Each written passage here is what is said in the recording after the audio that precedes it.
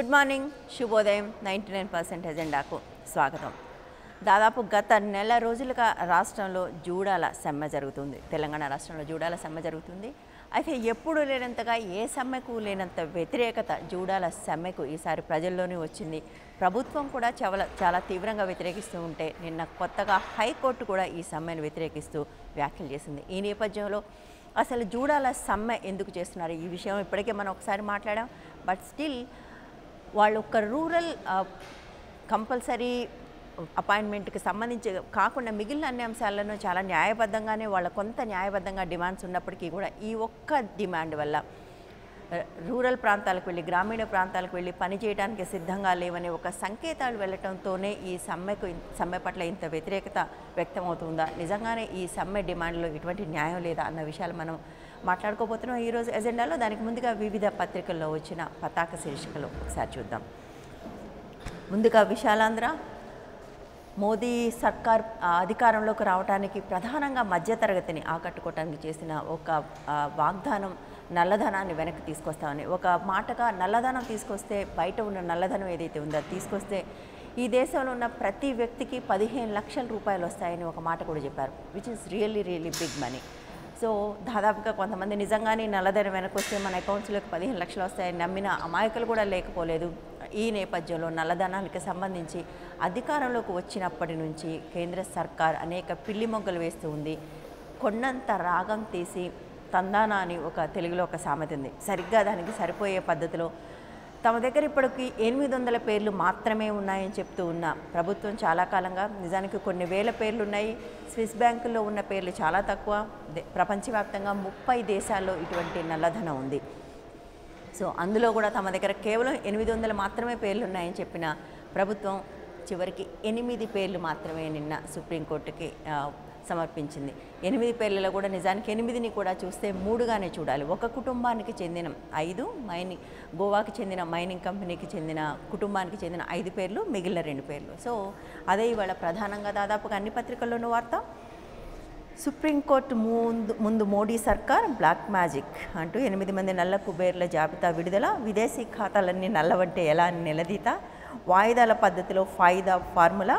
మిగిలిన పేర్ల విడుదలపై దాటవేత. సో బయట ఉన్న డబ్బులన్నీ కూడా నల్లధనం అంటే ఎలా అని ఇప్పుడు కొత్తగా డిఫెన్స్లో కూడా దిగింది సర్కారు ఈ నల్లధనానికి సంబంధించి.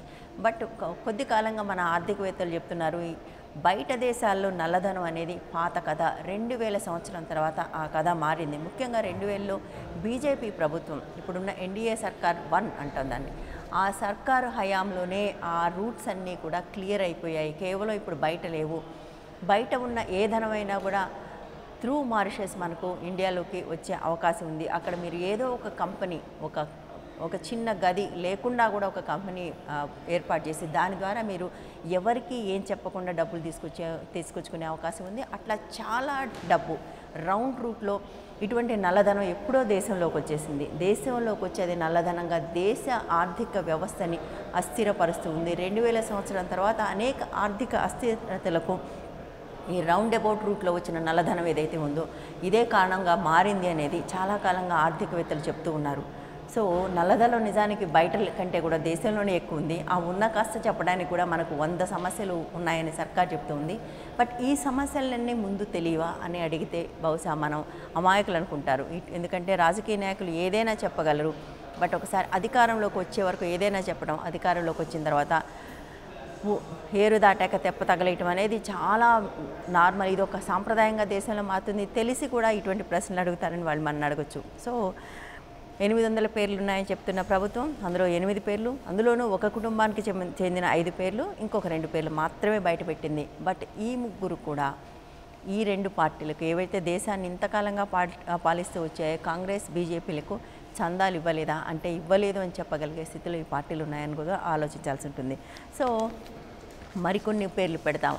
ఇది ఒక రకంగా చూస్తే ఒక తెలివైన ఎత్తుగడ కూడా అనుకోవచ్చు. ముందుగా ఏ రాజకీయ నాయకుల పేర్లు లేకుండా పెట్టడం వల్ల మేము చాలా ట్రాన్స్పరెంట్గా ఉన్నామని చెప్పడం ద్వారా నెక్స్ట్ వచ్చే లిస్ట్ అంటూ వస్తే అప్పుడు కొంతమంది రాజకీయ నాయకుల పేర్లు తీసుకురావడానికి కూడా అవకాశం ఉంటుంది. అప్పుడు తమకు నచ్చని రాజకీయ నాయకుల పేర్లు మాత్రం బయట పెట్టుకునే అవకాశం కూడా ఉండటానికి ఇది ఒక మార్గంగా బహుశా ఈ ముందు ఈ మూడు పేర్లు పెట్టారా అనేది మనం ఆలోచించాల్సిన విషయం. సో పేర్లన్నింటినీ వెల్లడించాలి సిపిఐ డిమాండ్ చేసింది. మరొక వార్త, రాష్ట్రానికి సంబంధించి నీటిపై రాజీ పడం, కృష్ణా రివర్ బోర్డుకు సీఎం స్పష్టీకరణ. కేసీఆర్తో బోర్డు చైర్మన్ భేటీ, ఏపీ జలదోపణని అరికట్టి మాకు న్యాయం చేయండి, నీటి పంపకంపై కోర్టు ఖచ్చితంగా వ్యవహరించాలని వినతి. ఇది శ్రీశైలానికి సంబంధించి గత వారం రోజులుగా నలుగుతున్న వివాదం. దీనిపై రాజీ పడేది లేదు.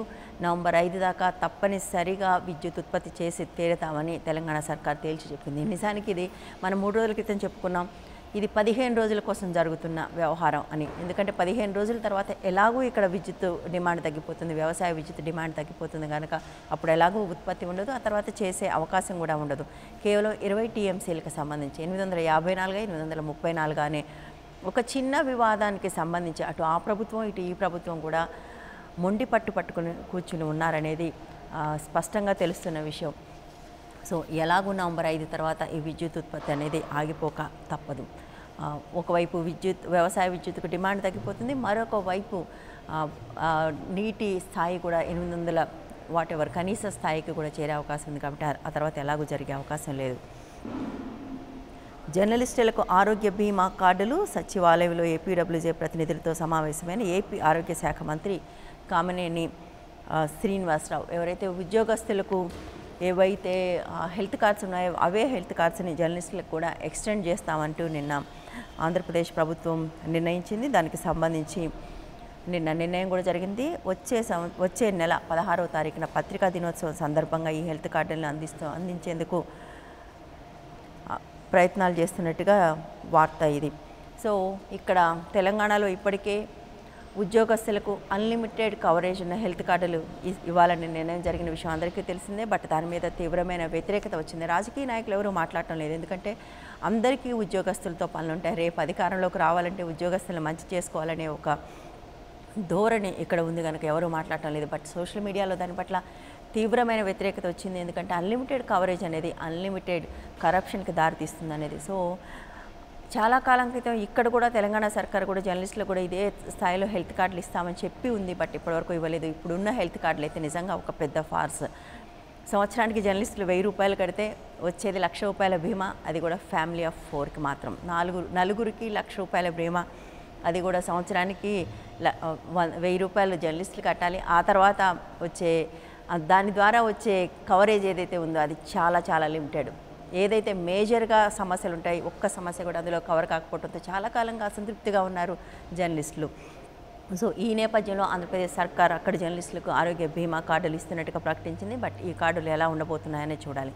ఎట్ ద సేమ్ టైం అది జర్నలిస్టులైనా కానివ్వండి, ఉద్యోగస్తులైనా కానివ్వండి, ఎవరైతే హ్యావ్స్ ఉన్నారో ఎంతో కొంత ఇప్పటికే యాక్సెస్ ఉందో ఆ యాక్సెస్ ఉన్న వాళ్ళకే మరిన్ని వెసులుబాట్లు ఇవ్వటం అవసరమా? ఇప్పటికీ 50% మందికి దూరంగా ఉన్న ఆరోగ్య సేవలను వాళ్ళ దాకా తీసుకువెళ్ళటం అవసరమా? ప్రభుత్వం ఏది ముందు తీసుకోవాలనే విషయం కూడా ప్రభుత్వాలు ఆలోచించుకోవాలి. చాలాసార్లు ఎవరైతే ప్రశ్నిస్తారో వాళ్ళని సంతృప్తిపరచడం ద్వారా ప్రశ్నలను ఆపే ఒక ప్రయత్నం ప్రభుత్వాలు చేస్తూ ఉంటాయి. అది ఉద్యోగస్తులు కానివ్వండి, ఇటు జర్నలిస్టులు కానివ్వండి, ఎవరైతే ఆందోళన ఉంటారో, ఎవరైతే వాయిస్ ఉంటుందో ఆ వాయిస్ ఉన్న వాళ్ళని పాసిఫై చేయటం కోసం ఇటువంటి సౌకర్యాలు కల్పించడం సరైందా అనేది కూడా మనం ఆలోచించాల్సి ఉంటుంది. ఎటు తెలియని విద్యార్థుల భవిష్యత్తు నిన్న మాట్లాడుకున్నాం మనం. ఇంటర్ బోర్డులకు సంబంధించి 2 విడివిడిగా పరీక్షలు జరపాలని నిర్ణయించుకున్నాయి. బట్ విడివిడిగా నిర్ణయించుకున్నాయి. తెలంగాణ సర్కారు విడిగా పరీక్షలు జరపాలని నిర్ణయించుకుంది. ఆంధ్ర సర్కారు ఉమ్మడిగానే జరపాలని పట్టుబడుతుంది. ఈ నేపథ్యంలో నిన్న 2 రాష్ట్రాల విద్యా మంత్రులు భేటీ అయ్యారు. బట్ భేటీలో ఏకాభిప్రాయం కుదరకపోవడంతో మరోసారి భేటీ అవ్వాలనే ప్రయత్నం చేస్తున్నట్టుగా తెలుస్తుంది. సో ఈ భేటీలలోనే కాలయాపన జరిగిపోతే ఈసారి బహుశా పరీక్ష ఉమ్మడిగానే జరిగే అవకాశం ఉందా అనేది కూడా ఆలోచించాల్సి ఉంటుంది. బట్ నిన్న అనుకున్నట్టుగా ఎందుకు ఇక్కడ బోర్డులు విడిపోకూడదు అనడానికి బలమైన కారణాలు ఏమీ కనిపించడం లేదు. నిజంటే విద్యార్థులకు మేలు కలిగించే కారణాల కంటే కూడా కొంతమంది వ్యక్తులకు మేలు కలిగించే కారణాల వల్ల మాత్రమే ఈ బోర్డులు విడిపోవటం లేదా అనేది కూడా మనం ఆలోచించుకోవాల్సి ఉంటుంది. పరిశ్రమలకు ఒక్కరోజు పవర్ హాలిడే, ట్రాన్స్కో సీఎండీకి సీఎం చంద్రశేఖర్ రావు ఆదేశం. ఇక్కడ పరిశ్రమలకు 2 రోజులు, వారానికి 2 రోజులు విద్యుత్ కోత అమల్లో ఉంది ప్రస్తుతానికి. దాన్ని ఒక్కరోజుకు తగ్గించాలని, ముసురు వల్ల కొంత విద్యుత్ డిమాండ్ తగ్గటం, అలాగే వ్యవసాయ విద్యుత్కు కూడా డిమాండ్ తగ్గిపోతూ ఉంది. క్రమంగా నవంబర్ నాటికి తగ్గే అవకాశం ఉంది కనుక పరిశ్రమలకి ఒక్కరోజు మాత్రమే హాలిడే కంటిన్యూ చేయాలనేది ముఖ్యమంత్రి ఇచ్చిన ఆదేశంగా కనిపిస్తుంది. కోస్తా జిల్లాలో కుంభవృష్టి, అనేక చోట్ల కోస్తా జిల్లాలో కుంభవృష్టి కురుస్తుంది. ముఖ్యంగా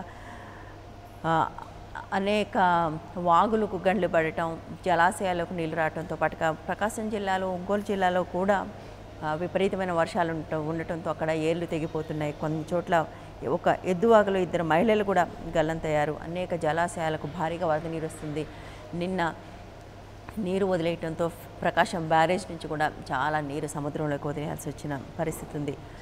రాజకీయ వ్యూహాత్మక విధానం నుంచి దూరం కావటం వల్లనే ఎన్నికల పరాజయంపై సిపిఐఎం సమీక్ష.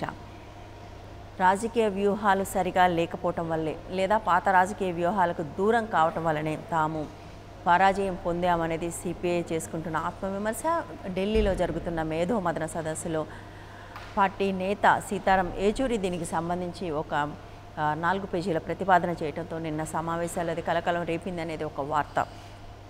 కమ్యూనిస్టు పార్టీలకున్న అతి పెద్ద బలం ఆత్మవిమర్శ. తాము చేసిన తప్పులను ఇతరుల కంటే కూడా తామే స్వయంగా విమర్శించుకునే ఒక మంచి సాంప్రదాయం కమ్యూనిస్టు పార్టీలో ఉంది. బహుశా ఆ సాంప్రదాయానికి దూరం కావటం వల్లనే ఈ మధ్యకాలంలో పార్టీలు కూడా పార్టీలకు ఇటువంటి పరిస్థితి ఏర్పడింది అనేది కూడా ఆలోచించాలి.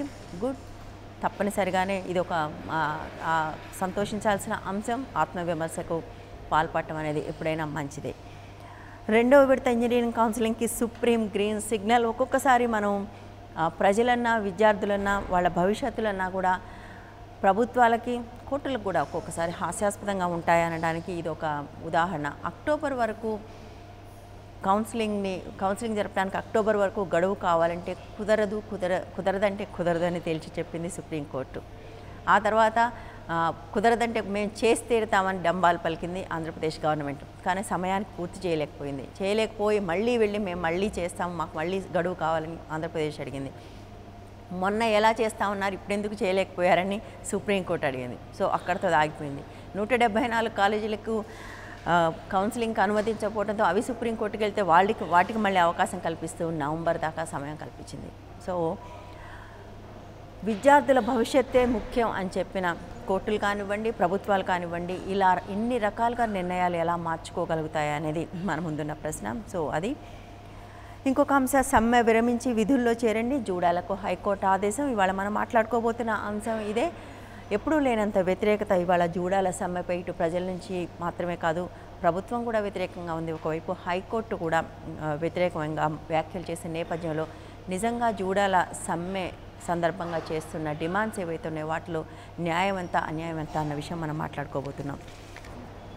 నమస్తే తెలంగాణ. తోటపల్లి గాంధీ కన్నుమూత. బోయినపల్లి వెంకటరామారావు గారు అయిన కరీంనగర్ జిల్లావాసి. స్వాతంత్ర సమర ఉద్యమం నుంచి, క్విట్ ఇండియా సమయం నుంచి మొన్నటి తెలంగాణ ఉద్యమం దాకా ప్రతి ఉద్యమంలోనూ చేయి కలిపిన వ్యక్తి ఆయన. 95 ఏళ్ల వయసులో నిన్న మరణించారు. దానికి సంబంధించిన వార్త ఇది. నల్ల కుబేరులు వీరే. ఇక్కడ ముగ్గురు ఫోటోలు మాత్రమే ఇచ్చారు, ఎందుకంటే మిగిలిన 5 పేర్లు రాధా టీంలో కుటుంబానికి చెందినవి కావడంతో. జూడాలపై కొరడా, మీరు దినసరి కూలీలు కాదు, సమ్మెపై సర్కార్ సీరియస్. జలదోపిడీయే రాష్ట్రం విడిపోయిన ఆగని ఆంధ్ర అకృత్యాలు. ఇది తెలంగాణ మూమెంట్ నుంచి ప్రధానంగా మాట్లాడుతుంది. కృష్ణా జలాల్లో వాటాల విషయంలో తెలంగాణకు పూర్తి అన్యాయం జరిగింది అనేది మొదటి నుంచి తెలంగాణ చెప్తున్న మాట. సో అదే మాటను ఇవాళ నిన్న కూడా కేసీఆర్ ఈ విషయానికి సంబంధించి మాట్లాడారు. కృష్ణా రివర్ బోర్డు చైర్మన్తో సమావేశంలో ఇదే విషయం మాట్లాడారు. శ్వేతపత్రం ఇచ్చే దమ్ముందా? ఎందుకంటే శ్రీశైలంకి సంబంధించి శ్రీశైలం ఒరిజినల్గా విద్యుత్ ఉత్పత్తి కేంద్రం అన్న విషయం అందరికీ తెలిసిందే. బట్ దాని తర్వాత ముందుగా తాగునీటికి, ఆ తర్వాత సాగునీటికి కూడా దాని నుంచి కాలువలు తీయటం ద్వారా అనేక జీవోలు ప్రభుత్వాలు, కన్సెక్యూటివ్ గవర్నమెంట్స్ రకరకాల జీవోలు ఇచ్చాయి. ఒక జీవోకి ఇంకో జీవో విరుద్ధంగా ఒక్కొక్క ప్రభుత్వం మారినప్పుడల్లా జీవోలు మారుతూ వచ్చాయి. సో మీరు మీ హయాంలో ఎంత నీరు విడుదల చేశారు, మీరు ఎలా విడుదల చేశారనే విషయం మీద శ్వేతపత్రం ఇవ్వండి అంటూ ఇవాళ హరీష్ రావు డిమాండ్ చేస్తున్నారు. సో బేసిక్గా ఎవరి అవసరాలకు అనుగుణంగా వాళ్ళు ఇచ్చిన అనేక జీవులు ఒకదానికి ఒకటి భిన్నంగా ఉండటంతో ఎవరికి అనుకూలమైన జీవులను వాళ్ళు మాత్రమే మాట్లాడుతున్నారు అనేది వాస్తవం. ఈనాడు కూడా ప్రధానంగా ఇదే వార్తని హెడ్లైన్స్లో తీసుకుంది, హే కృష్ణ అంటూ. ఎందుకంటే కృష్ణా జలాలకు సంబంధించి ఉన్న వివాదాలను పరిష్కరించడం అనేది కృష్ణా రివర్ బోర్డుకు ముందు కాలంలో తీవ్రమైన సమస్యగా మారే అవకాశం ఉంది. సో మున్ముందు నదీ యాజమాన్య బోర్డుకు అన్ని కష్టాలే అనేది ఈనాడు ఉవాచ. మేరలేదు. కేసీఆర్ నిన్న చెప్పిన మాట, మేము ఏదైతే జీవోలు ఉన్నాయో లేదా ఎంతవరకైతే మేము వాడుకోవాలో దాన్ని దాటి వాడుకోలేదు అని కేసీఆర్ చెప్పారు. రెండో విడత కౌన్సిలింగ్కి సుప్రీంకోర్టు సుముఖత. ఇంజనీరింగ్ అండ్ ఫార్మసీకి సంబంధించి హుద్హుద్ మూల్యం 63,000 కోట్లు. కేవలం రాష్ట్ర ప్రభుత్వ నష్టమే 20,000 కోట్ల పైగా ఉంటే ప్రైవేట్ ఆస్తులకు దగ్గర 40,000 కోట్లు నష్టం జరిగింది అనేది ఒక అంచనా. సో కనీసం 9,000 కోట్లు, 9,751 కోట్లు ప్రభుత్వం ఇవ్వాలి, దీన్ని జాతీయ విపత్తుగా ప్రకటించాలి అంటూ ఆంధ్రప్రదేశ్ ముఖ్యమంత్రి చంద్రబాబు నాయుడు కేంద్రాన్ని కోరారు. ఎవరి వాదన వారిదే. ఇది ఇంటర్మీడియట్ బోర్డుకు సంబంధించి ఇక్కడ 2 ఇంట్రెస్టింగ్ ఫోటోలు ఉన్నాయి. మీటింగ్కి వెళ్లే ముందు ఇద్దరు చేతులు కలుపుకున్నారు, వచ్చిన తర్వాత ఇద్దరు వాగ్వివాదం చేస్తున్నారు. దానికి సంబంధించిన 2 ఫోటోలు. బట్ చాలాసార్లు ప్రజలుగా మేము ఇవన్నీ నిజమేనా అని కూడా మేము ఆశ్చర్యపోతూ ఉంటాం. నిజంగానే ఇద్దరి మధ్య వివాదం ఉందా, ఇద్దరూ కలిసి ప్రజల కోసమే ఆలోచిస్తున్నారనే అనుమానాలు చాలాసార్లు పీపుల్కి వస్తున్నాయి అంటే ఆశ్చర్యపోవాల్సిన అవసరం లేదు. మరో 8 పేర్లు వెల్లడి ఉంది అనుకున్న ఒక కుటుంబానికి చెందిన 5, ఇంకొక 2 Dabur India promoter Pradeep Burman, bullion trader Pankaj Chimanlal, Timblo private limited గోవాకు చెందిన మైనింగ్ సంస్థ, దీనికి సంబంధించి ఆ సంస్థ ప్లస్ 5 పేర్లు. తీవ్ర పెను తుపానుగా మారిన నీలోఫర్ 3 రోజులుగా ముసురును మనం అనుభవిస్తున్నాం. దాంతోపాటుగా కొన్ని తెలంగాణ జిల్లాల్లోనూ కోస్తా జిల్లాల్లోనూ భారీ వర్షాలు కూడా కురుస్తున్నాయి. ఇవన్నీ కూడా నీలోఫర్ తుపాను ప్రభావం. అది గుజరాత్ దగ్గర కచ్ ప్రాంతంలో తీరాన్ని దాటే అవకాశం ఉన్నట్టుగా తెలుస్తుంది. అక్కడ రాష్ట్ర ప్రభుత్వం అప్రమత్తమైంది. 45 రోజుల్లో భూ సమీకరణ, 10 ఏళ్ల పాటు పరిహారం. ఇది ఆంధ్ర రాజధానికి సంబంధించి భవానీ ఐలాండ్ దగ్గర నుంచి ఈ భూ సమీకరణ చేపట్టే ప్రయత్నాలు మొదలుపెట్టారు. 45 రోజుల్లో వీటిని సమీకరించడంతో పాటుగా ఎవరి భూములు అయితే తీసుకుంటారో వారికి 10 ఏళ్ల పాటు ఏడాదికి 25,000 చొప్పున పరిహారం కూడా ఇచ్చే ఆలోచన చేస్తున్నట్టుగా తెలుస్తుంది. సాక్షి ఎంసెట్ 2వ విడత కౌన్సిలింగ్, సుప్రీం సుముఖం. ఇదే ప్రధానమైన వార్త.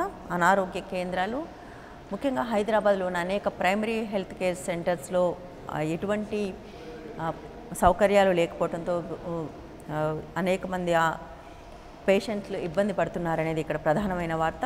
సో ఇవాళ మనం జూడాలతో మాట్లాడే సందర్భంలో ఈ విషయం కూడా మనం ప్రస్తావించే అవకాశం ఉంటుంది. ఆంధ్రజ్యోతి ఏబిఎన్పై ఎందుకు నిషేధం? ఇది 3 సభ్య కమిటీ, ప్రెస్ కౌన్సిల్ వేసిన 3 సభ్య కమిటీ సిఫార్సులు చేసింది. రాజీవ్ నా కమిటీ అంటున్నారు దీన్ని. ఎందుకు ప్రసారాలు ఆపారు, అలాగే ఏబిఎన్ టీవీ9 ప్రసారాలు పునరుద్ధరించాలి, కేంద్రం ప్రెస్ కౌన్సిల్ కేసీఆర్కు చెప్పాలి అని వాళ్ళు సిఫార్సు మాత్రం చేయగలిగారు. దీనికి సంబంధించిన వార్త ఇది. నల్లగుట్టు కొంచెం రట్టు, 7 పేర్లతో సుప్రీంకోర్టులో అఫిడవిట్. 8 7 అనేది ఎవరికి పట్టి వాళ్ళు, నిజానికి వచ్చింది 3. పంచపాండవులు మంచం కోళ్ళు అని చెప్పి చివరికి ఒకటే అన్నట్టుగా 800 నుంచి అది 3 పేర్లకు వచ్చింది. ఎవరి దారి వాళ్ళదే. ఇది ఇంటర్ బోర్డులకు సంబంధించి 2 రాష్ట్రాల వైఖరికి సంబంధించి ఇప్పటికీ అదే అన్యాయం. శ్రీశైలానికి సంబంధించి రైతు హంతకుడు కేసీఆర్. కాంగ్రెస్ నిన్న రైతుల ఆత్మహత్యలకు సంబంధించి ధర్నాలు చేపట్టింది. ఆ సందర్భంగా పొన్నాల మాట్లాడారు.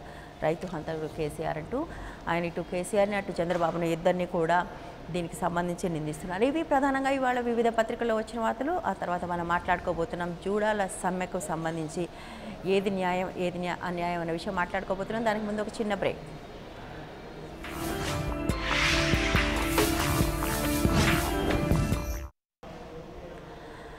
Welcome back. ఇప్పుడు మనం మాట్లాడుకోబోతున్నాం జూడాల సమ్మె. దాదాపుగా గత నెల రోజులుగా జరుగుతున్న ఈ సమ్మె సందర్భంగా అనేక ప్రశ్నలు ముందుకొస్తున్నాయి.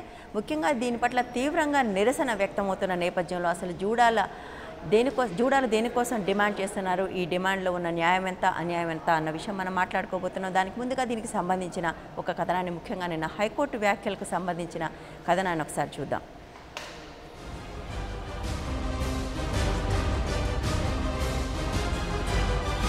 జూనియర్ జూనియర్ డాక్టర్లు హైకోర్టు ఆగ్రహానికి గురయ్యారు. జూడాలు వెంటనే సమ్మెను విరమించాలని, లేకపోతే చట్టపరమైన చర్యలకు వెనకాడమని హైకోర్టు తేల్చి చెప్పింది. ఈ మేరకు దాఖలైన పిటిషన్ విచారణ చేపట్టిన కోర్టు జూడాలకు సమ్మె చేసే హక్కు లేదని చెప్పింది. బాధ్యత గల పౌరులు చట్టాన్ని ఎందుకు చేతుల్లోకి తీసుకున్నారని అడిగిన న్యాయస్థానం పారిశ్రామిక దుకాణాల చట్టం జూనియర్ వైద్యులకు వర్తించదని చెప్పింది. రూరల్ సర్వీస్ చేయడానికి మమ్మల్ని పంపించండి, మేము రెడీగా ఉన్నాము. మీకు ఇంత నెగిటివ్గా మేము చెయ్యము అన్న టాక్ మీ దగ్గరికి వచ్చిందంటే మీ కింది వాళ్ళు మీకు ఎంత తప్పుడుగా చెప్పారో మాకు ఇప్పుడు అర్థమవుతోంది. డిఎంఈ గారు తన స్వప్రయోజనం కోసం, తన స్వార్థం కోసం ఏదైతే మూట కట్టుకొని వెళ్ళి రాజయ్య గారికి చెప్పారో అదే మాట మీ వరకు అందింది. కానీ మేము జూనియర్ డాక్టర్లను వ్యతిరేకం ఏ రోజు లేమండి. మరోవైపు సీఎం కేసీఆర్ కూడా జూడాల సమ్మెపై సీరియస్ అయ్యారు. జూడాల తల్లిదండ్రులకు సమాచారం పంపి తదుపరి చర్యలు తీసుకోవాలని అధికారులను ఆదేశించారు. అయితే ఈ సమ్మెపై జూనియర్ డాక్టర్లు స్పందించారు. 6 సమ్మె కొనసాగిస్తామని తేల్చి చెబుతున్నారు. సీఎం కేసీఆర్ వ్యాఖ్యలు దిగ్భ్రాంతికి గురి చేశాయన్న జూడాలు సమ్మె విరమించాలని హైకోర్టు నుంచి ఎలాంటి ఆదేశాలు అందలేదన్నారు. పాత సమస్యలు ఇదే మళ్ళీ పునరావృతం కావడం పట్ల హైకోర్టు గవర్నమెంట్పై సీరియస్ అవుతూ మరి చివాట్లు పెట్టడం జరిగింది. మాకైతే హైకోర్టు నుంచి ఎలాంటి ఉత్తర్వులు అందలేదు. మాకు హైకోర్టు వ్యవస్థ మీద, న్యాయ వ్యవస్థ మీద నమ్మకం ఉంది. అదేవిధంగా గ్రామీణ ప్రాంతాల్లో సేవ చేసేందుకు సిద్ధమని తెలిపారు. రూరల్ సర్వీస్ కు జూడాలు వ్యతిరేకమంటూ హైకోర్టుకు అధికారులు తప్పుడు సమాచారం ఇచ్చారని ఆరోపించారు. డిఎంఈ వ్యక్తిగత స్వార్థంతోనే మా సమ్మెపై ప్రభుత్వానికి తప్పుడు సమాచారం ఇస్తున్నారన్నారు. ఇటువంటి పరిస్థితుల్లో సమ్మెను ముందుకు తీసుకువెళ్ళడానికి మేము నిర్ణయం తీసుకోవడం జరిగింది. మా డిమాండ్లు న్యాయమైన డిమాండ్లు. గవర్నర్ ముఖ్యమంత్రి గారికి మరి డిఎంఈ గారు సరైనటువంటి సమాచారం అందివ్వకపోవడం వల్ల మేము ముఖ్యమంత్రి గారితో చర్చలకు సిద్ధంగా ఉన్నాము. మధ్యలో అధికారులు మాత్రమే తప్పుదో పట్టిస్తూ ఉన్నారు. మా తెలంగాణ ముఖ్యమంత్రి గారు 6 నెలలు డిబార్ చేస్తామని చెప్పి ప్రకటించడం జరిగింది. దానికి తెలంగాణ జూనియర్ డాక్టర్లు మరి తీవ్రంగా బాధను కలిగించినటువంటి అంశం. దీనిపై హైకోర్టు ముందు వాదనలు వినిపిస్తామని తెలిపారు. గాలివానలా మారుతుండటంతో వైద్య సేవలు అందక రోగులు ఇబ్బందులకు గురవుతున్నారు.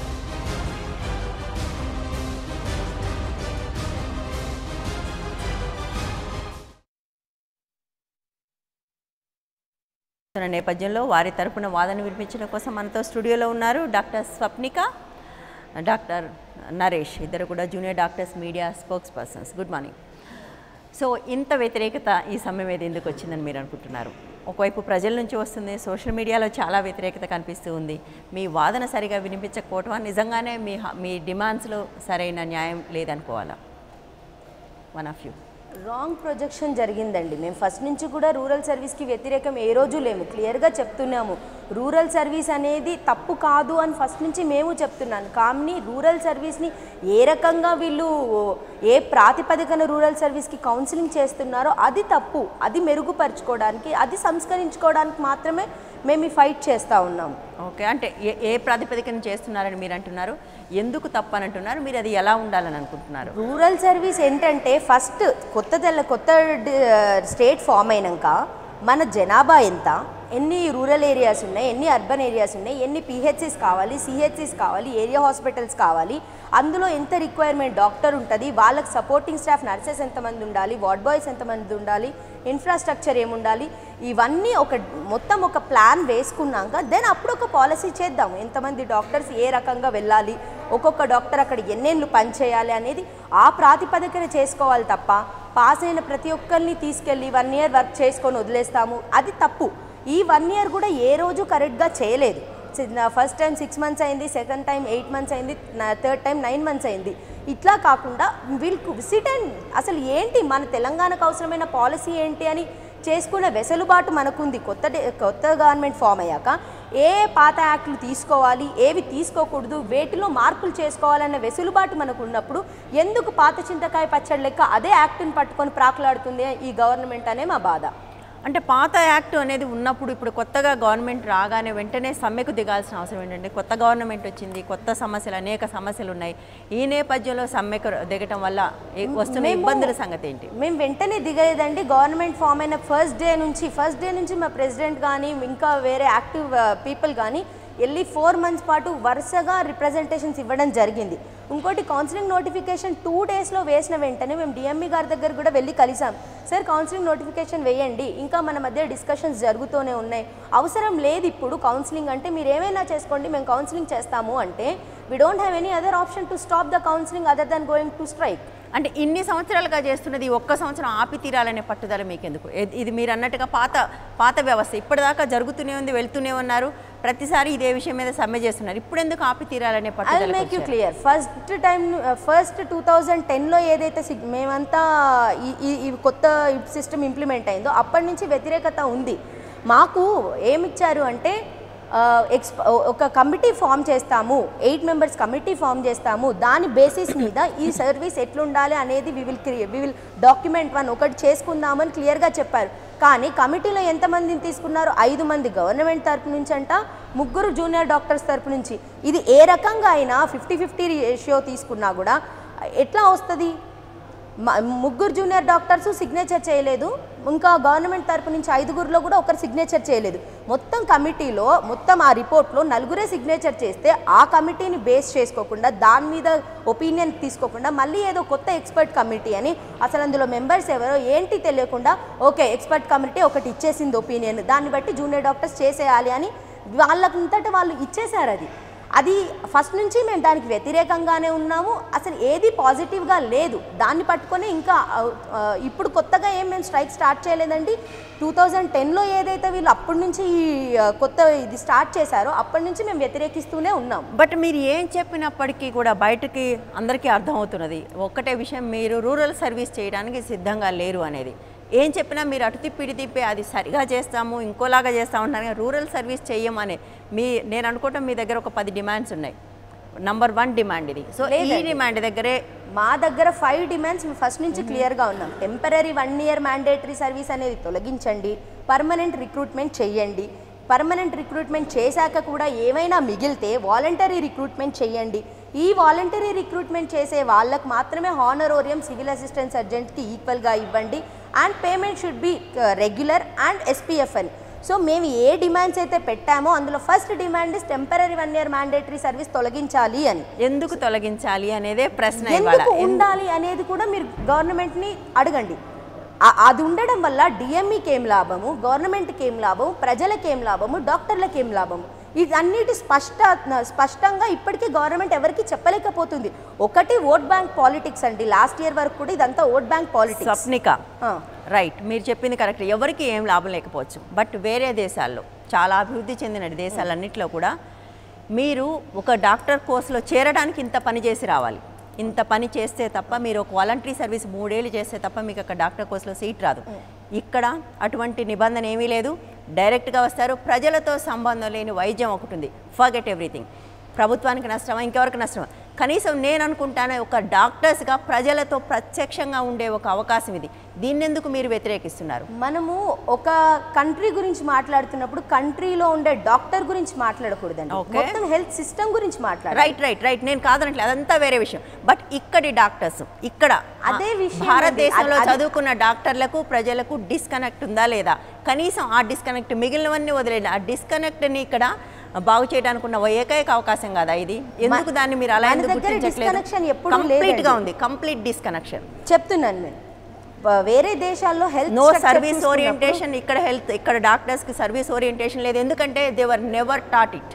ఎప్పుడు కూడా మీరు ఒక వాలంటరీ సర్వీస్ చేయరు, ప్రజల దగ్గరికి వెళ్ళారు, డైరెక్ట్గా MBBSలో సీట్లో చేరుతారు. ఒక కార్పొరేట్ కాలేజీలో చదువుకుని వాటెవర్ కాలేజీలో ఎంసెట్లో సీట్లు తెచ్చుకొని చేరుతారు. ప్రజలతో ఏ మాత్రం సంబంధం లేని సర్వీస్గా ఇది మారుతూ ఉంది రోజు రోజుకి. బహుశా అందుకోసం ఇక్కడ హెల్త్ సర్వీస్ ఎలా అవుతుందేమో అనేది కూడా ఒక. మన దగ్గర PHCs కంబైన్డ్ ఏపీలో 1624 PHCs ఉన్నాయండి. ప్రతి PHCలో డాక్టర్ ఉన్నారు, సివిల్ అసిస్టెంట్ సర్జన్ ఉన్నారు, లేదంటూ ఎక్కడా లేదు. ఎందుకు రాంగ్ ప్రొపగండా చేస్తున్నారు? గవర్నమెంట్ రాంగ్ ప్రొపగండా చేస్తోంది. మనం పక్క కంట్రీ నుంచి ఏదైతే తీసుకుంటున్నా పక్క కంట్రీలో ఇట్లా ఉంది అట్లా ఉందని మాట్లాడుతున్నాం. మరి పక్క స్టేట్ తమిళనాడులో CHCలో ప్రతి CHCలో CT స్కాన్ ఉందండి. మరి మన గవర్నమెంట్ ఎందుకు అది పట్టించుకోవట్లేదు? ఒక డాక్టర్స్ మీదనే నెట్టి వేయడానికి చూస్తుంది. ఫస్ట్ నుంచి డాక్టర్స్ చెయ్యరు కాదు, డాక్టర్స్ చేయడానికి రెడీగా ఉన్నారు. మీరు మీ స్వార్జితం కోసం మీరు ఏదైతే లంచగొండితనం ఉందో మీరు దాన్ని పెట్టుకొని మమ్మల్ని వాడుకొని వదిలేయాలని చూస్తున్నారు తప్ప ఎందుకు మేము అది చేయమంటున్నాం ఇట్లా అయితే చేస్తామంటున్నాం అనేది కూర్చొని డిస్కషన్కి మాత్రం వాళ్ళు రావట్లేదు. వాళ్ళకు ఒకటే ఒక మాట తెలుసు, చేయనంటున్నారు. మేము ఫస్ట్ నుంచి చేస్తామనే అంటున్నాము. పక్క సిస్టమ్ని మనం కానీ ఫుల్ టైం ఉద్యోగం ఇస్తేనే చేస్తామంటున్నారు మీరు. పర్మనెంట్గా ఇస్తేనే చేస్తామంటున్నారండి. టెంపరీగా చేయమని చెప్తా ఉన్నాము. పర్మనెంట్గా తీసుకోండి, టెంపరీగా చేయము, పర్మనెంట్గా చేస్తామంటేనే చేస్తాము, వాలంటరీగా చేస్తాము, టెంపరీ వాలంటరీ బేసిస్లో చేస్తాము. 1 ఇయర్ మ్యాండేటరీగా ఏదైతే ఉందో దానికి మేము వ్యతిరేకత. ఎందుకు వ్యతిరేకత ఉండాలి అంటాను మళ్ళీ అగైన్, ఎందుకు ఉండాలి, ఎందుకు పాజిటివ్గా ఉండాలనేది గవర్నమెంట్ ఇప్పటివరకు ఆన్సర్ చేయలేదండి. మా దగ్గర చాలా ఆన్సర్స్ ఉన్నాయి. ఎందుకు వ్యతిరేకత, మేము ఎందుకు చేయడానికి ఇష్టపడట్లేదు అని మేము ఎందుకు అంటున్నామో, మరి చేయడం వల్ల లాభాలు ఏంటి అనేది గవర్నమెంట్ ఇప్పటివరకు ఎక్కడ స్పష్టీకరణ లేదు. కేవలం వీళ్ళు చెయ్యాలి అంతే, వీళ్ళు ఉన్నారు చేయాలి అంతే. ఎందుకు చేయాలి, దీనివల్ల హెల్త్ సిస్టమ్ ఎంత బాగుపడుతుందని క్లారిటీ ఎక్కడా లేదు. కేరళలో ఇదే సిస్టమ్ని ఇంప్లిమెంట్ చేసి దీనివల్ల ఎటువంటి లాభం లేదని చెప్పేసి తీసేశారు. అట్లాంటి సిస్టమ్ని మనం ఎందుకు కొనసాగించుకోవడం? మనకి ఇప్పుడు ఒక అద్భుతమైన అవకాశం కూడా ఉంది. కొత్త స్టేట్ ఫామ్ అయ్యాక ఇంకెందుకు మరి? వీ హ్యావ్ ఆల్ ద, మనకు మంచి సపోర్ట్ ఉంది బయట నుంచి, కానీ ఏదైనా కూడా అవకాశం కూడా ఉంది మార్చుకోవడానికి. మన హెల్త్ సిస్టమ్ని మనం మెరుగుపరచుకోవడానికి అవకాశం ఉన్నప్పుడు ఎందుకు అది పట్టుకొని ఉండాలి? అదే మేము ఫస్ట్ నుంచి క్వశ్చన్ చేసేది అదే. కేరళలో ఎటువంటి సిస్టమ్ ఉంది? Do like to talk? కేరళలో ఎలాంటి సిస్టమ్ ఉందని మీరు అంటున్నారు? అదే అండి, ఇప్పుడు ఏదైతే మీరు టెంపరీ కాంట్రాక్ట్ సిస్టమ్ అనేది ఉందో అక్కడ ఇంప్లిమెంట్ చేసి చేతులు కాల్చుకున్నారు వాళ్ళు. అయిన తర్వాత వాళ్ళు రియలైజ్ అయ్యారు, మన వాళ్ళు ఇంకా ఎందుకు అది చూసి కూడా మళ్ళీ అదే సిస్టమ్ పెట్టాలని ఎందుకు ఆలోచిస్తున్నారు. దీనివల్ల ఏమవుతుందంటే మీరు చూస్తే కనుక యాక్చువల్గా టెంపరీ మీరు what is your whole motto to send the doctor to rural areas or as a matter of fact government ఏదైతే చెప్తుందో మాకు గవర్నమెంట్ సర్వీస్ అని చెప్తున్నారు, కానీ మీడియాలో అన్నిట్లో ఏంది వీళ్ళు రూరల్ ఏరియాస్కి ఒప్పుకోవట్లేదు అని చెప్పి ద్వంద్వ వైఖరి అవలంబిస్తున్నారండి. ఒకటి మీరు రూరల్ ఏరియాస్ చేపిస్తారా, గవర్నమెంట్ సర్వీస్ చేపిస్తారా, అది మీకు క్లారిటీ రావాలి.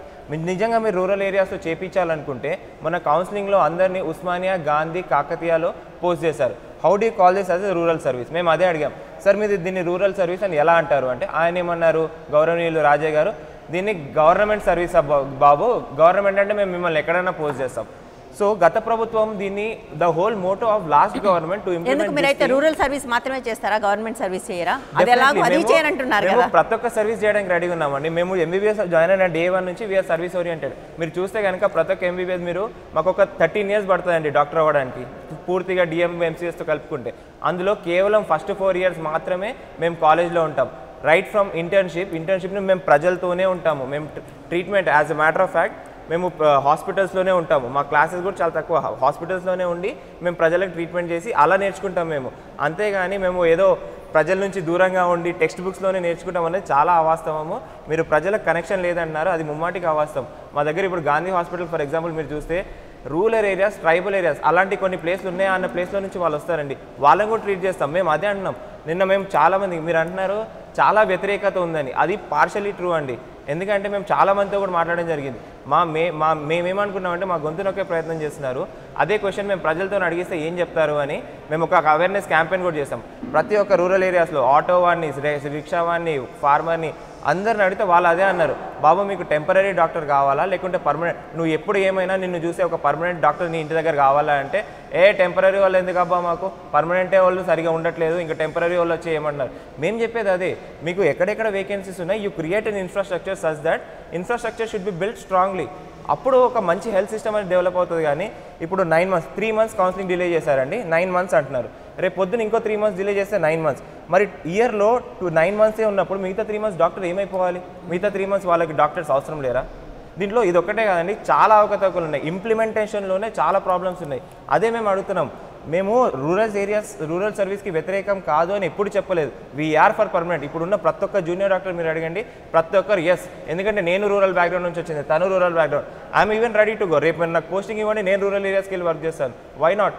Because we are all service oriented. కానీ మీరు ఎలా పంపిస్తున్నారు? Because after my MD I have every right to ask, నేను నా వాల్యుబుల్ సర్వీసెస్ ఇస్తున్నాను మీకు 1 year పాటు. Are you really sure that you are going to use my services? ఎందుకంటే ఇప్పుడు మొన్న కౌన్సిలింగ్లో ఒక అతను ఎంసీహెచ్ యూరాలజీ అతన్ని నిజామాబాద్లో పోస్ట్ చేశారండి. నిజామాబాద్లో యూరాలజీ డిపార్ట్మెంటే లేదు. అతనికి ఎవరికి రిపోర్ట్ చేయాలో తెలియక వేరే డిపార్ట్మెంట్ వాళ్ళకి వెళ్ళి రిపోర్ట్ చేయాలి. సార్ డిఎంఈ గారిని అడిగాడంట, సార్ మరి డిపార్ట్మెంటే లేదు, నేను ఏం చేయాలి సార్ అంటే, నువ్వు వెళ్ళవయా, డిపార్ట్మెంట్ నీ వెనకాల వస్తుంది అన్నాడంట. రేపు పొద్దున అక్కడ అయితే ఎవరు రెస్పాన్సిబుల్ అండి? ఏమవుతుంది అక్కడ ఫర్ ఎగ్జాంపుల్ యూరాలజీ డిపార్ట్మెంట్ లేదు. ఒక అతను వచ్చాడు ఫర్ ఎగ్జాంపుల్ పేషెంట్, మొన్న డర్మటాలజీ ఒక ఫీమేల్ డర్మటాలజీ అయిపోయింది, ఆమెను క్యాజువాలిటీలో పోస్ట్ చేశారంట. నరేష్, ఇక్కడే వస్తుంది సమస్య. మీరేమంటారు? ఎండి తర్వాత స్పెషలిస్టుల అవసరము, అక్కడ అవసరం ఎంబీబీఎస్లో అవసరం లేదు, సర్వీసెస్లో అవసరం అంతా స్పెషలిస్టులు ఉంది, సో వాళ్ళని పంపించండి, ఎంబీబీఎస్ని పంపించొద్దు అనేది ఒక మీరు మొదటి నుంచి చెప్తున్నారు. మీరు మీ రిప్రజెంటేటివ్స్ ఇంతకుముందు ఇదే స్టూడియోలో ఇదే మాట చెప్పారు. ఇక్కడ అవసరం ఇప్పుడు పిహెచ్సిలో కానీ ఎంబీబీఎస్లో అవసరం లేదు, ఉన్న అవసరం అంతా స్పెషలిస్టులు ముఖ్యంగా సిహెచ్సిలకు పంపించాల్సిన అవసరం ఉందని చెప్తున్నారు. అదే సిహెచ్సికి పంపిస్తే అక్కడ డిపార్ట్మెంట్ లేదంటున్నారు. ప్రతిదానికి ఒక మెలిక పెడితే మెలిక కాదండి, మేము అందుకనే క్లియర్ గా ఉన్నాము. మీరు మీరు పంపించాలంటే అక్కడ డిపార్ట్మెంట్ ఎస్టాబ్లిష్ చేయాలి, అలాగే పంపించాలి. డెఫినెట్ గా కదండి. సో అక్కడ ఆ సమస్య ఉంటుంది, ఇక్కడ ఈ సమస్య. మీరు అందుకనే వ్యవస్థ బాగుపడ్డాక డాక్టర్ని నిందించండి, అన్నీ ఉండి కూడా డాక్టర్ పోకపోతే నిందించండి, కానీ ఒక్క డాక్టర్ వల్లనే ఏది జరగదు. సపోర్టింగ్ స్టాఫ్ ఉండాలి. ఉస్మానియాలోనే ఒక్క ఉస్మానియా జనరల్ హాస్పిటల్నే 1950 మంది నర్సులు ఉండాల్సిన చోట 450 మంది నర్సులు ఉన్నారు. వాళ్ళు చేయాల్సిన పని కూడా డాక్టర్ల మీద మేమే చేస్తున్నాము, మేమే ఇంజక్షన్లు లోడ్ చేస్తాము, మేమే ఐవి ఫ్లూయిడ్స్ కనెక్ట్ చేస్తాము. దీనికి ఆన్సర్ అది ఎవరు చూడరు, డాక్టర్స్ వెళ్ళట్లేదు అంతే. ఇంకోటి అంటున్నారు మీరు ఉస్మానియాలోను గాంధీలోను ప్రధానంగా పనిచేసేది ఈ విషయంలో తప్పకుండా అప్రిషియేట్ చేయాలి. స్టూడెంట్ డాక్టర్సే పనిచేస్తారు, అందులో ఎవరికి సందేహం లేదు. సీనియర్ డాక్టర్స్ అందరూ 12-1 గంట తర్వాత అక్కడ ఎవరు కనిపించరు. మేము కాదనట్లేదు, అంటే నేను అది కాదనట్లేదు, ఆ విషయంలో కాదనట్లేదు, ఎందుకంటే మీకు అక్కడ ఇంకో మార్గం లేదు కనుక చేస్తున్నారు. డెఫినెట్గా మీ సీనియర్స్ అక్కడ ఉన్నారు, మీ టీచర్స్ అక్కడ ఉన్నారు కాబట్టి మీకు ఇంకో మార్గం లేక చేస్తున్నారు అక్కడ. ఇంకొకటి మీరు రూరలే చేస్తారా, గవర్నమెంట్ సర్వీస్ అయితే చేయరా అంటున్నారు. ఈ గవర్నమెంట్ సర్వీస్ అన్న పదం ఎందుకు వచ్చిందండి? బికాజ్ రూరల్ ఏరియాస్లో వీళ్ళకి ఫెసిలిటీస్ లేవు, పంపిస్తే వీళ్ళు చేయరంటారేమో అన్న భయంతో గవర్నమెంట్ సర్వీస్ అని పెట్టారు. ఈ గవర్నమెంట్ సర్వీస్ ఎందుకు గుర్తొచ్చింది? ఎంసీఐ రిజిస్ట్రేషన్ కోసం సీనియర్ రెసిడెంట్స్ కావాలి. ఆ సీనియర్ రెసిడెంట్స్ని వీళ్ళు రిక్రూట్మెంట్ ద్వారా తీసుకోకుండా పాస్ అయిన వాళ్ళతో చేసుకుంటే పని అయిపోతుంది. స్వప్నిక, నాకు ఒక చిన్న డీటెయిల్ చెప్పండి. ప్రతిసారి మన రాష్ట్రం నుంచి ఎంతమంది ఎంబీబీఎస్ పాస్ అవుతున్నారు, అందులో ఎంతమంది పీజీకి వెళ్తున్నారు? 4500. ఇప్పుడు మన తెలంగాణలో చూస్తే అంటే రఫ్గా 3400 to 3600 ఎంబీబీఎస్లో పాస్ అవుట్ అవుతారు. అందులో మనకున్న పీజీ సీట్స్ 800 to 1000 కదా. సో మిగిలిన 3,000-3,500 మంది ఎంబీబీఎస్లు ఉన్నారు, రైట్? ఈ ఎంబీబీఎస్లు చాలామంది, కొంతమంది వెళ్ళి ఎమర్జెన్సీ డాక్టర్స్గా కార్పొరేట్ హాస్పిటల్స్లో చేరుతారు, అదొక 1000 మంది. మిగిలిన వాళ్ళందరూ ఎక్కడో అక్కడికి వెళ్ళి ఒక చిన్న షట్టర్ తీసుకుని ఓపెన్ చేసుకొని షాప్ నడుపుతుంటారు. I'm sorry to say that. Open చేసుకొని క్లినిక్ నడుపుతారు. అంటే మీ అంతటా మీరు నడపడానికి ఏమీ అక్కర్లేదు, ఒక చిన్న గది చాలు మీ వైద్య సేవలు అందించడానికి, మీ సొంతంగా నడుపుకుంటే. గవర్నమెంట్ పంపించినప్పుడు మాత్రం నాకు మొత్తం అంటే డిపార్ట్మెంట్ ఉంటే తప్ప పని చేయనంటే ఎంతవరకు సరైంది? మీరు అనేది ఏంటంటే పోస్ట్ ఎంబీబీఎస్ అండి. పోస్ట్ ఎంబీబీఎస్ వాళ్ళు బేసిక్ ఏమేమి ట్రీట్మెంట్, బేసిక్ ట్రీట్మెంట్. మేము మాట్లాడేది స్పెషాలిటీ, సూపర్ స్పెషాలిటీ గురించి. నేను ఏదైతే మిమ్మల్ని పంపిస్తుంది పిహెచ్సీలకు కదా చాలా చోట్ల, అదే కదా మీ సమస్య అంతా, అక్కడికి పోమంటున్నారు కదా మీరు. పిహెచ్సి పోస్ట్ ఎంబీబీఎస్ డాక్టర్ వాళ్ళని పిహెచ్సికి పంపిస్తారండి, దట్ ఈస్ స్పెషాలిటీ వాళ్ళని కమ్యూనిటీ హెల్త్ సెంటర్, ఏరియా హాస్పిటల్స్కి పంపిస్తారు. మేము చెప్పేది ఏంటంటే పిహెచ్సిసి మేము ఏదైతే ఇప్పుడు for example 3400 to 3600 every year వస్తున్నారండి. అందులో పీజీ సీట్స్ దౌర్భాగ్యశాతం మనకి చాలా తక్కువ ఉన్నాయి, 800 to 1000. మిగతా వాళ్ళందరూ ఏమైపోతున్నారు, వాళ్ళందరూ ఇక్కడ పద్మనాభ నగర్లో ఎక్కడెక్కడైతే లైబ్రరీలు ఉన్నాయో పగలు రాత్రి తేడా లేకుండా చదువుతున్నారండి, పీజీ సీట్లు రాక కష్టపడుతూ. వీళ్ళందరినీ మీరు పంపించండి, మీరు వాలంటరీగా రిక్రూట్మెంట్ చేస్తే వీళ్ళందరూ వెళ్ళడానికి రెడీ. వీళ్ళని పంపించకుండా మీరు వీళ్ళందరినీ అన్ఎంప్లాయిడ్ చేసి బలవంతంగా పాస్ అవుట్ అయిన ఫ్రెష్ క్యాండిడేట్ని ఎందుకు పంపాలనుకుంటున్నారు? ఆల్రెడీ వాళ్ళు అన్ఎంప్లాయిడ్ ఉన్నారు కదా, పగలు రాత్రి తేడా ఖాళీగా ఉన్నారు కదా, వీళ్ళు ఎంతోమంది వెళ్ళడానికి రెడీగా ఉన్నారు కదా.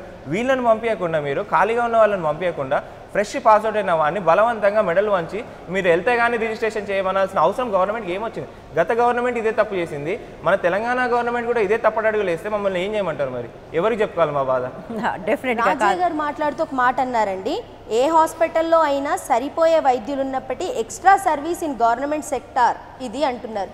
ఎందుకు ఎక్స్ట్రా సర్వీస్? మీరే అంటున్నారు సరిపోయినంత మంది వైద్యులు ఉన్నారు అని.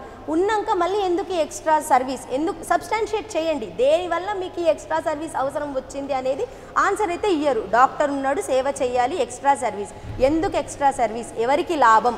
ప్రజల నుంచి ప్రతిసారి వచ్చే ఇంకొక ప్రశ్న ఉంది, గవర్నమెంట్ చాలా స్పెండ్ చేస్తుంది, డాక్టర్ల మీద చాలా డబ్బులు స్పెండ్ చేస్తుంది, ఇంత ప్రభుత్వ సొమ్ము కాదు, అది ప్రజల సొమ్ము, ఇంత ప్రజల సొమ్ము తీసుకున్న ఈ డాక్టర్లు ప్రజలకు 1 సంవత్సరం పాటు పని చేయాలంటే అది కూడా ఫ్రీగా కాదు. I think you will get stipend, right?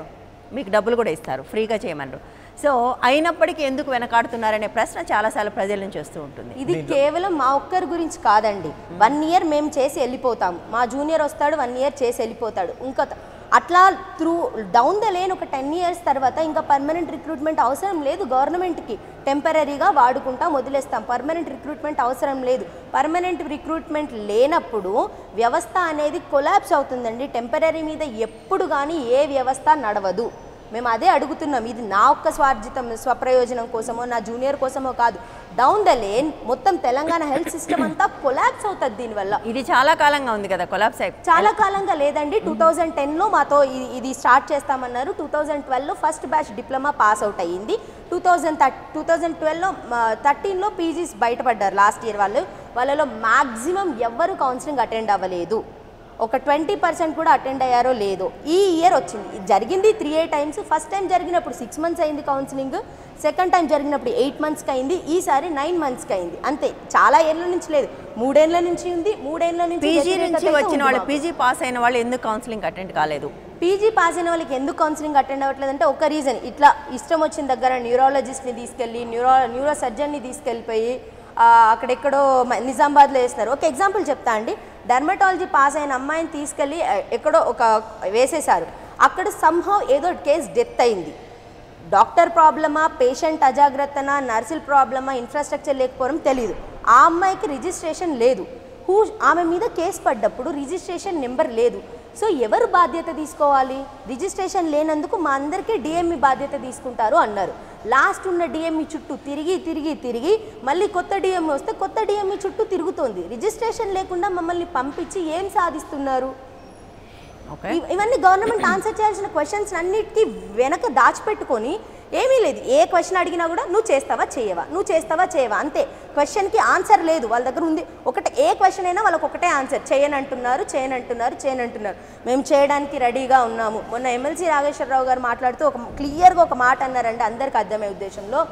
పెళ్లి చేసి హనీమూన్కి పంపించు, కానీ ఎంగేజ్మెంట్ అవ్వగానే హనీమూన్కి పంపించొద్దు అని గవర్నమెంట్కి క్లియర్గా చెప్పింది. అంటే ఏంటి? మమ్మల్ని ఒక పద్ధతిగా మాకు రిజిస్ట్రేషన్ ఇచ్చి అవసరం ఉన్న దగ్గర మమ్మల్ని ఎంప్లాయ్ చేసుకోండి. ఏదో పాస్ అయ్యావు కదా చేసుకోండి. బట్ మీకు ఆప్షన్ ఉంది. ఒకసారి రిజిస్ట్రేషన్ ఇచ్చిన తర్వాత మీరు దొరకరు. మీరు ఇప్పుడే చెప్పారు పీజీ అయిన వాళ్ళు 20% మంది కూడా కౌన్సిలింగ్ రాలేదని. సో విచ్ మీన్స్ మీకు ఒకసారి రిజిస్ట్రేషన్ ఇచ్చిన తర్వాత మీరు రాను కూడా వ్యతిరేకంగా, సిస్టమ్కి వ్యతిరేకంగా ఉన్నాం కానీ వాలంటరీగా బాయ్కాట్ చేశాం అది. ఇంకొకటి మీరు అంటున్నారు రిజిస్ట్రేషన్ ఇచ్చాక చేయను అని. మొన్న 2013లో పడ్డ నోటిఫికేషన్స్లో 1300 పోస్టులకి 16,000 మంది జూనియర్ డాక్టర్స్ అప్లై చేసుకున్నారు. వాళ్ళందరికీ రిజిస్ట్రేషన్ ఉన్న వాళ్ళే కదా, ఎందుకు అప్లై చేసుకున్నారు? రిజిస్ట్రేషన్ ఇవ్వగానే మేము ఎగిరిపోతాం అనుకుంటే ఎట్లా? వీళ్ళంతా మరి వెయిట్ చేస్తున్న వాళ్ళే కదా.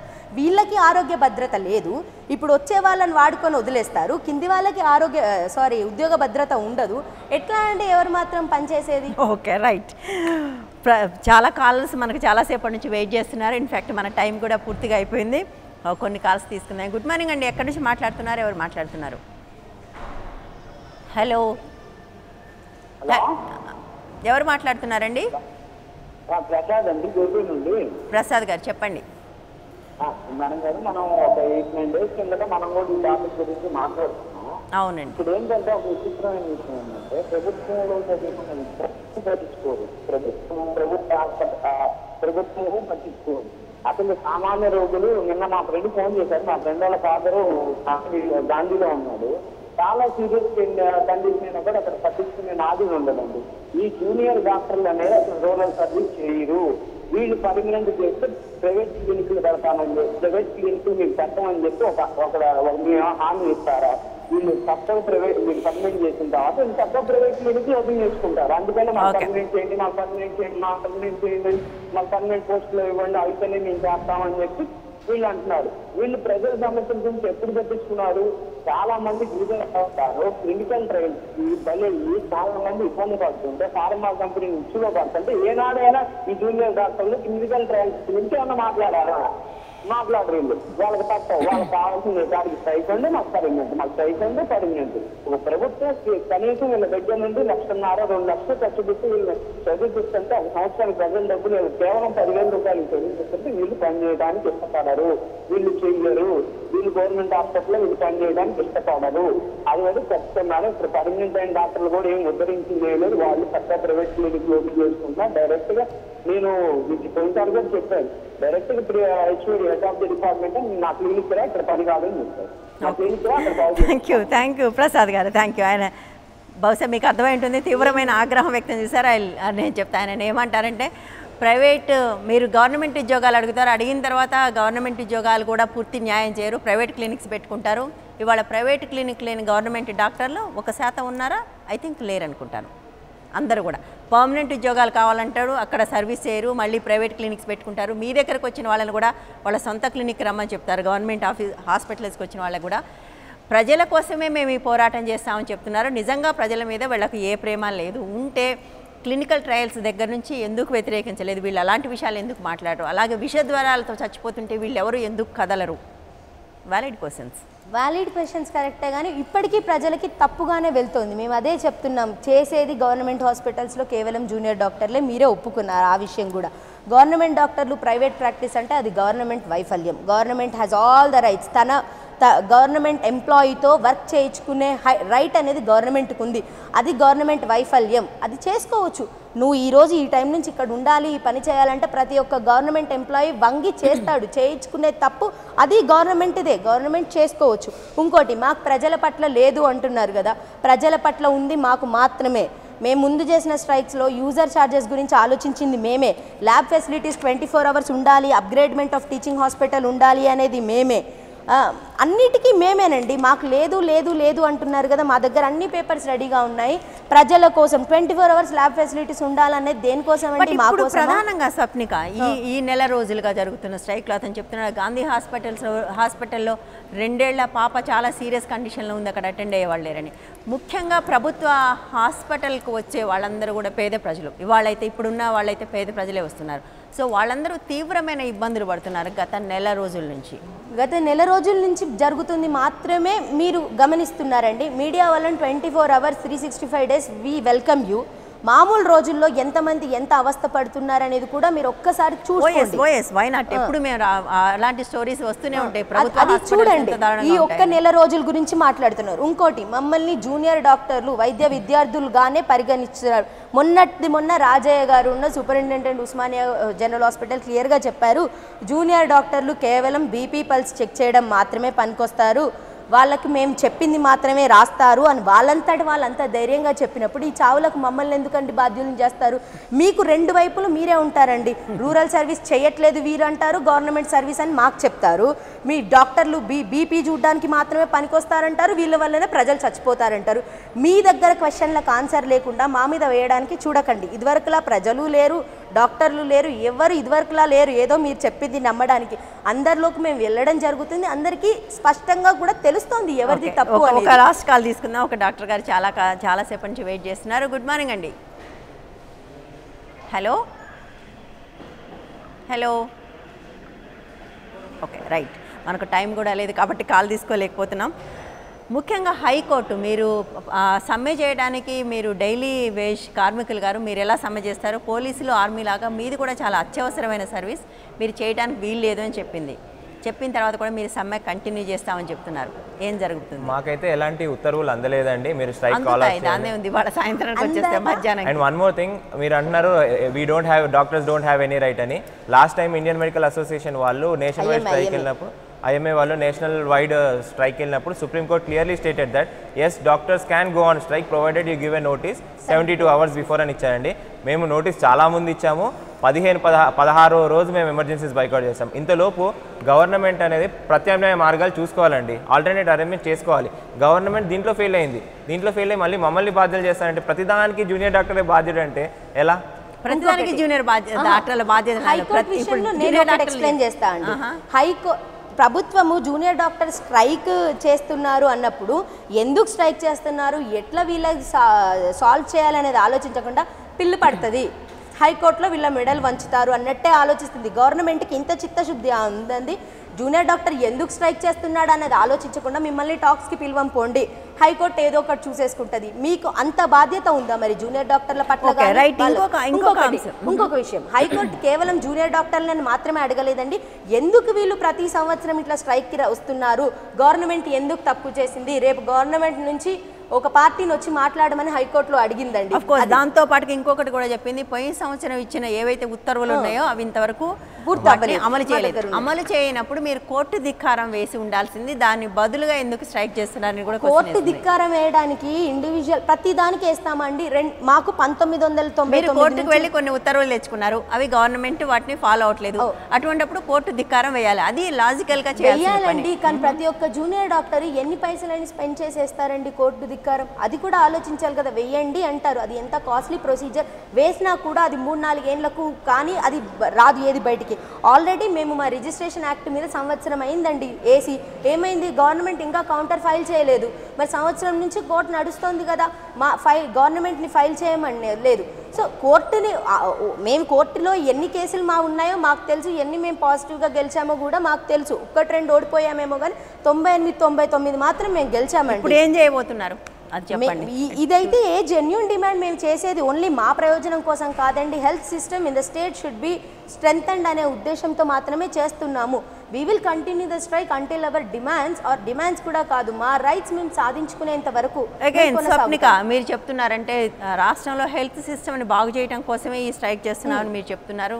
మేబీ ట్రూ, బట్ కానీ అటువంటి ఒక మెసేజ్ మాత్రం రాలేదు. ఎందుకంటే మీ first demand rural health service ఉండటం వల్లనే ఈ డిమాండ్ రావట్లేదు. నిజంగానే మీరు అది చేసి ఉండుంటే వాళ్ళ ప్రజలు మీ వెనక ఉండుండేవాళ్ళు. మీరు ఏం వాదించినప్పటికీ కూడా ఇవాళ ప్రజలు వెనకలేరనేది వాస్తవం. రూరల్ సర్వీస్తే ఫస్ట్ డిమాండ్ అండి, కాకపోతే రాంగ్ ప్రొపగండా జరిగింది. మేము ఇప్పుడు కేసీఆర్ గారికి ఒకటే చెప్పడానికి, ఐఎమ్ టేకింగ్ దిస్ దీన్నే ఒక ప్లాట్ఫామ్లా తీసుకొని చెప్తున్నాను. మీరు ఏదైతే మీ అధికారులు చెప్పారో అది నమ్మకండి, ఎట్టి పరిస్థితుల్లో నమ్మకండి. కాయిన్కి 2 వైపులు ఉంటాయండి. మాకు ఒక 15 నిమిషాలు ఇస్తే we will explain you what are the flaws. DME లాంటి వాళ్ళు స్వార్థం కోసం వాళ్ళు ఏదైతే రాజయ్య గారికి మూటగట్టుకున్నారో same thing is gone to CM. డిఎంఏకి ఏంటి స్వార్థం ఇందులో? అది బయటికి తీయాలంటే అవి చాలా ఉన్నాయండి. అదొక పెద్ద ఎపిసోడ్ కూడా అవ్వచ్చు. ఇది జరిగిందంతా వాళ్ళ వల్లనే. లాస్ట్ గవర్నమెంట్ లో ఉన్న డిఎంఈ ప్రిన్సిపల్ సెక్రటరీ వాళ్ళకు మీరు చెప్తున్న ఏదైతే అన్యాయమైన ప్రపోజల్ అంటున్నారో ఇది చేయటం వల్ల వాళ్ళకి ఏంటి లాభం? అవన్నీ బయటికి తీద్దాం. First we don't want to divert our topic. మేము ఏదైతే అడుగుతున్నామో we will stick to this. మేము దానిలో క్లారిటీ ఉంది, దాని మీదనే ఉంటాము. we ask only chief minister గారు please try to talk to us. ఒక 15 minutes ఇవ్వండి, వీ విల్ కన్విన్స్ యూ. ఆ నమ్మకం అయితే మాకుంది.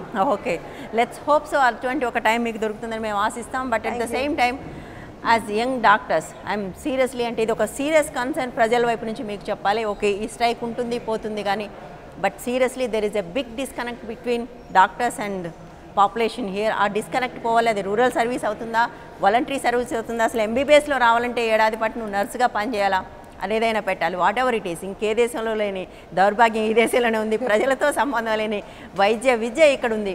ఐ థింక్ దీన్ని కరెక్ట్ చేయాల్సిన అవసరం అయితే తప్పకుండా ఉంది. అది ముందా తర్వాత అనేది ఎక్కడైనా సరే లెట్స్ హోప్ దానికోసం కూడా మీరు ఫైట్ చేస్తారని మేము అనుకుంటున్నాం. ఎందుకంటే మంచి మెరుగైన వైద్య విద్య, ప్రజల డబ్బులు ఇవి, ఆల్ సైడ్ అండ్ అని ఇవి ప్రజల డబ్బులు, ప్రజలకు జవాబుదారీ మనం మిగిలిన వాళ్ళందరికంటే కూడా.